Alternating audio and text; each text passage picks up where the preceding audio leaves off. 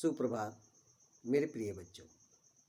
बेटा, ये नया शीर्षक हिंदी साहित्य जगत के विख्यात महाकवि सूर्यकांत त्रिपाठी निराला जी के द्वारा रचित अट नहीं रही है शीर्षक है। जहां एक ओर ये महान साहित्यकार अपने आक्रोशी और क्रांतिकारी स्वभाव के लिए हिंदी साहित्य जगत में जाने जाते हैं, वहीं ये कितने सहृदय, प्रकृति का अनूठा चित्रण करने वाले, प्रकृति के अत्यंत प्रिय कवि के रूप में भी समादृत है। इस कविता में महाकवि निराला जी प्रकृति की अनुपम सौंदर्य को निखारने का प्रयास किए हैं, और खासकर जब फागुन का महीना हो। वास्तव में बेटा, इस माह के अंतर्गत ही कहीं ऋतुओं के ऋतुराज अर्थात बसंत का आगमन होता है। संपूर्ण प्रकृति अपने अनुपम छटा के लिए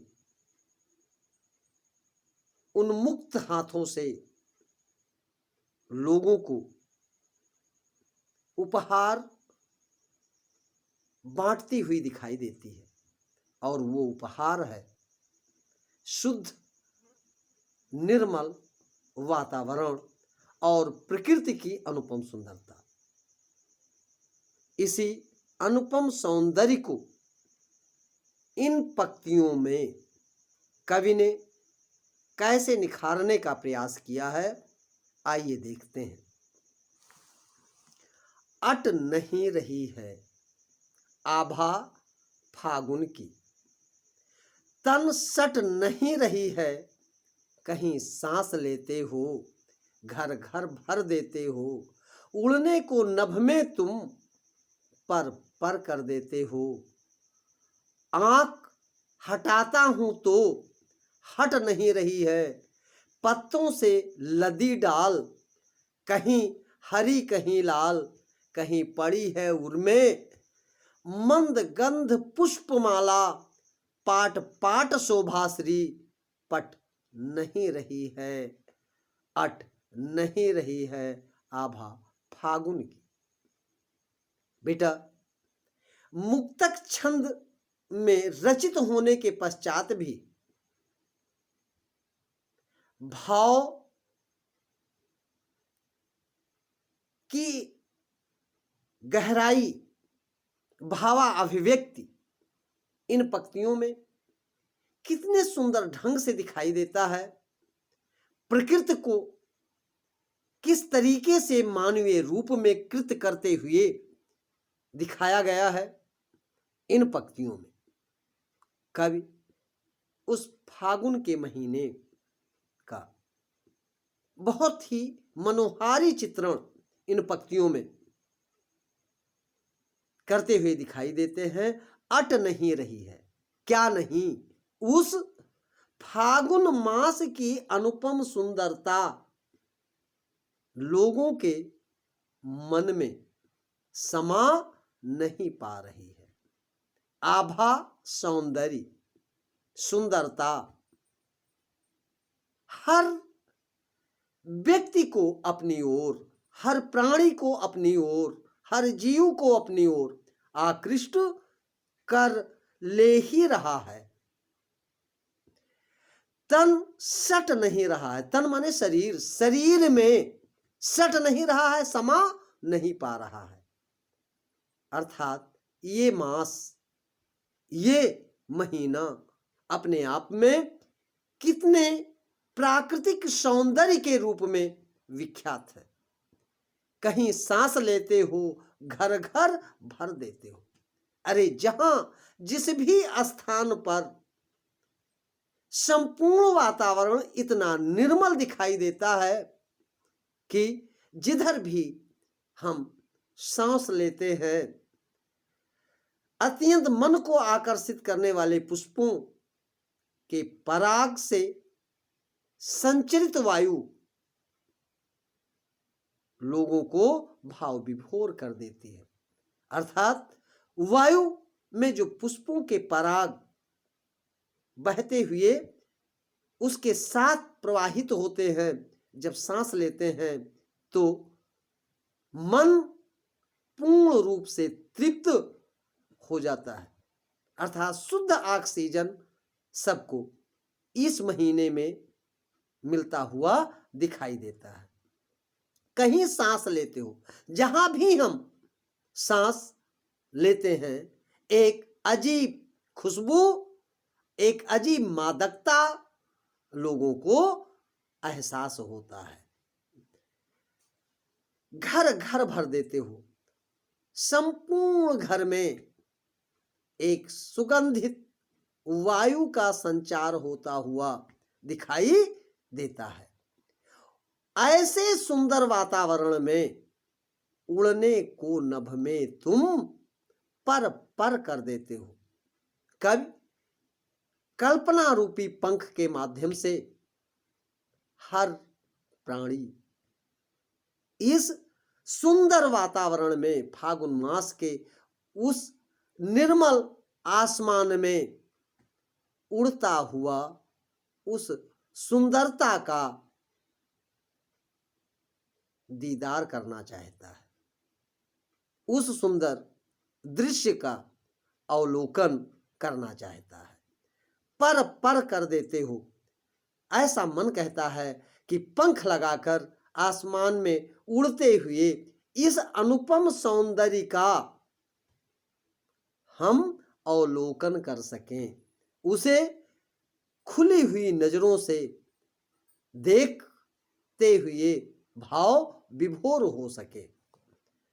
आंख हटाता हूं तो कितना सुंदर चित्रण है इन पंक्तियों में।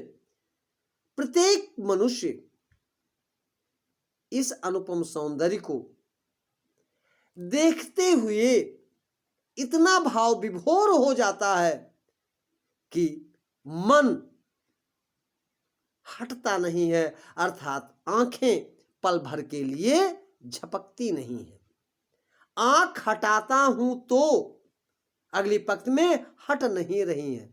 इस अनुपम सौंदर्य का दीदार करते हुए पल भर के लिए भी नजरें हम पलकों को झपकाते नहीं हैं, क्योंकि ये अनुपम सौंदर्य कहीं आंखों से ओझल न हो जाए।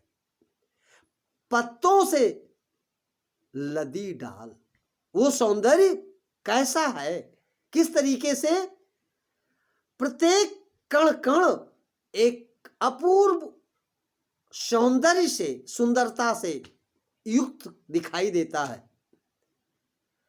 कहीं किसी ओर तो वृक्षों पर, लताओं में नए नए कोमल पत्ते रंग बिरंगे निकले हुए दिखाई देते हैं।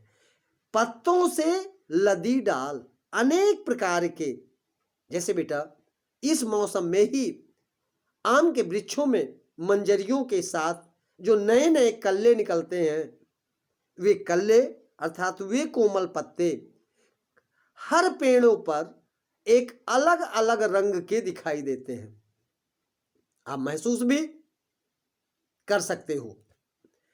पत्तों से लदी डाल, नई नई अभी शीघ्र ही ताजे निकले हुए कोमल कोमल पत्ते दिखाई देते हैं।